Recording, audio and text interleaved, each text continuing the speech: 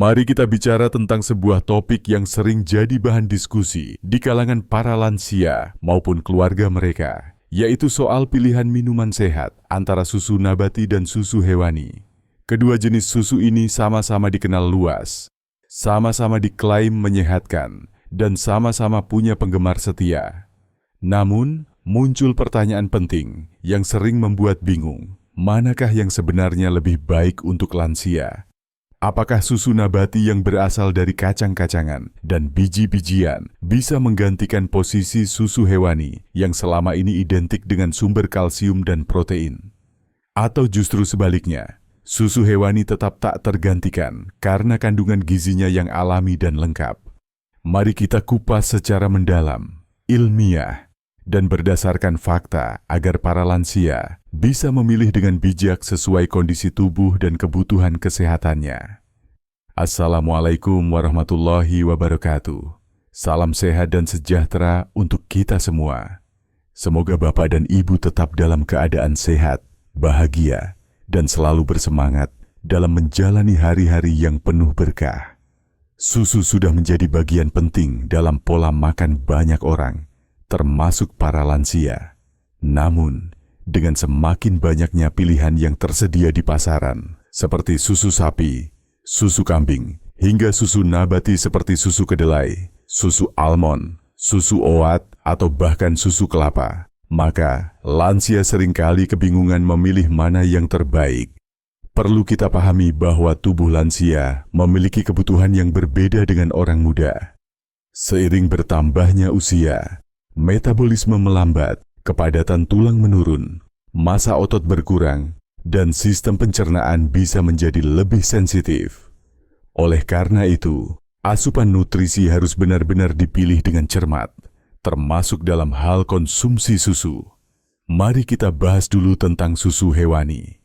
Susu hewani, terutama susu sapi, dikenal kaya akan kalsium, protein, vitamin D, dan juga lemak yang dibutuhkan tubuh. Kalsium sangat penting untuk menjaga kepadatan tulang dan mencegah osteoporosis yang sangat rentan terjadi pada lansia. Protein dari susu hewani juga bermanfaat untuk mempertahankan massa otot agar lansia tetap kuat dan tidak mudah lemah. Selain itu, ada kandungan vitamin B12 yang sangat berharga bagi lansia. Karena vitamin ini berperan dalam menjaga kesehatan saraf dan produksi sel darah merah. Namun, di balik kelebihannya, susu hewani juga memiliki sisi lain yang perlu diperhatikan. Bagi sebagian lansia, mengonsumsi susu sapi bisa menimbulkan masalah pencernaan, seperti kembung, diare, atau sakit perut, yang dikenal sebagai intoleransi laktosa. Hal ini terjadi karena kemampuan tubuh untuk mencerna laktosa semakin berkurang seiring bertambahnya usia. Selain itu, susu hewani umumnya mengandung lemak jenuh yang jika dikonsumsi berlebihan dapat memengaruhi kesehatan jantung dan meningkatkan kadar kolesterol. Maka, susu hewani memang bermanfaat, tetapi harus disesuaikan dengan kondisi tubuh dan takaran konsumsi yang tepat. Sekarang mari kita lihat susu nabati. Susu nabati berasal dari kacang-kacangan, biji-bijian, atau serealia. Contohnya adalah susu kedelai, susu almond, susu oat, susu beras, hingga susu kelapa. Susu nabati menjadi alternatif populer, terutama bagi mereka yang intoleran laktosa atau memiliki alergi terhadap protein susu sapi. Keunggulan utama susu nabati adalah rendah lemak jenuh dan bebas kolesterol. Hal ini tentu sangat menguntungkan bagi lansia yang memiliki riwayat penyakit jantung atau kadar kolesterol tinggi. Misalnya, susu kedelai kaya akan isoflavon yang berfungsi sebagai fitoestrogen alami, bermanfaat untuk kesehatan tulang dan jantung, serta membantu menyeimbangkan hormon pada lansia, terutama wanita pasca menopause. Susu almond mengandung vitamin E yang baik untuk kesehatan kulit dan sebagai antioksidan, sementara susu oat kaya akan serat larut yang bisa membantu mengontrol gula darah serta menurunkan kolesterol. Namun, susu nabati juga tidak selalu sempurna. Beberapa jenis susu nabati memiliki kandungan protein lebih rendah dibanding susu hewani. Misalnya, susu almond dan susu oat biasanya memiliki kadar protein yang jauh di bawah susu sapi, kecuali yang sudah difortifikasi. Selain itu, kandungan kalsium pada susu nabati tidak selalu setinggi susu sapi, kecuali jika ditambahkan dari luar oleh produsen. Jadi, walaupun lebih ringan bagi pencernaan dan menyehatkan jantung, susu nabati bisa kurang mencukupi kebutuhan nutrisi tertentu bagi lansia jika tidak diimbangi dengan makanan lain yang kaya protein dan kalsium. Kalau kita bandingkan secara ilmiah, maka keduanya sebenarnya punya posisi masing-masing. Susu hewani unggul dalam kandungan alami protein, kalsium, dan vitamin B12. Ini sangat penting untuk kesehatan tulang, otot, serta sistem saraf pada lansia. Sementara susu nabati unggul dalam hal rendah lemak jenuh, bebas kolesterol, ramah pencernaan, dan seringkali lebih aman bagi yang alergi atau intoleran. Jadi, pertanyaannya bukan hanya mana yang lebih baik, tetapi mana yang lebih sesuai dengan kebutuhan tubuh seorang lansia.